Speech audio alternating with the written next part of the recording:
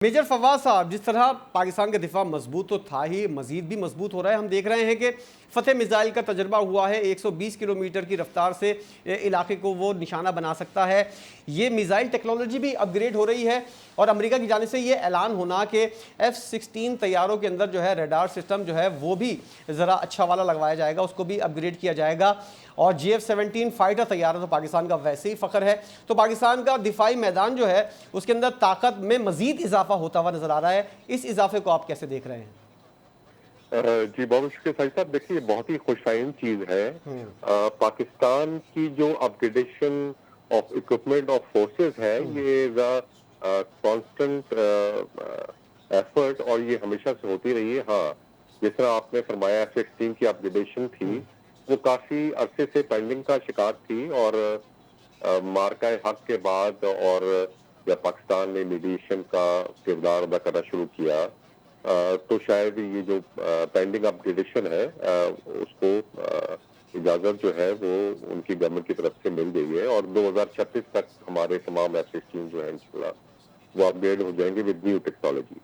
इसी तरह हमारी जो एयरफोर्स है उसमें JF-17 का तो आपने जिक्र सुना है। उसके बाद उनके अगले अपग्रेडेड जो एयरक्राफ्ट हैं वो भी इंशाल्लाह बहुत जल्द हमारी एयरफोर्स का हिस्सा बनेंगे। इसी तरह आपने नेवी में देखा कि अंगोर क्लास सबमरीन जो है वो भी अब हमारी नेवी का हिस्सा बन गई है चाइना की मदद से।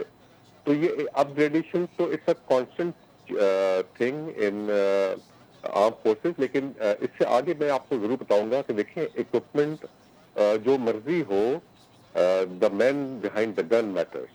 ये चीज हमारी अफवाज पाकिस्तान ने मार्का हक में प्रूव की।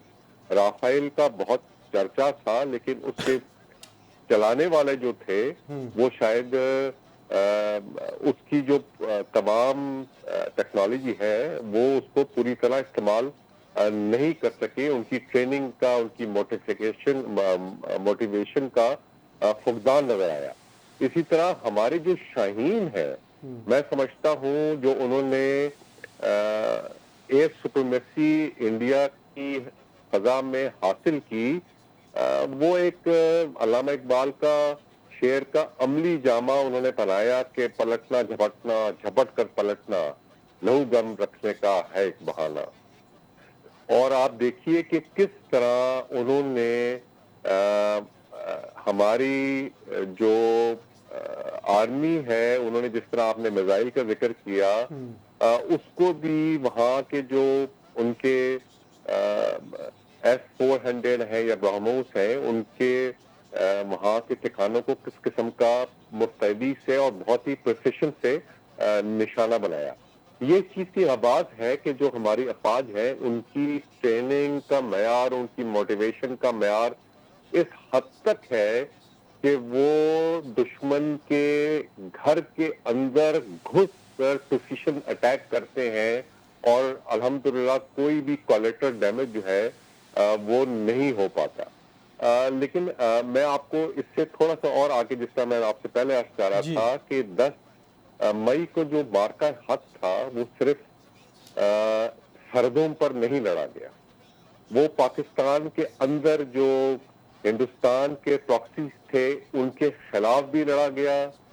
आप जैसे वी कदर सहाफी जो है उन्होंने भी इस मार्का हक में हिस्सा लिया और दुश्मन का जो झूठ है उसका पर्दा चाक किया। और तारीख में पहली दफा जो हमारी जनरेशन, यंग जनरेशन है, उन्होंने सोशल मीडिया का जिस तरह सहारा लिया और जो फैक्ट्स है वो दुनिया को हर लम्हा जो है वो पहुंचाए, जिसकी वजह से मैं समझता हूँ, जिस तरह मैं आपसे कह रहा था कि ऑल डोमेन जो विक्ट्री है वो पाकिस्तान ने हासिल की। ऑल डोमेन विक्ट्री पाकिस्तान ने हासिल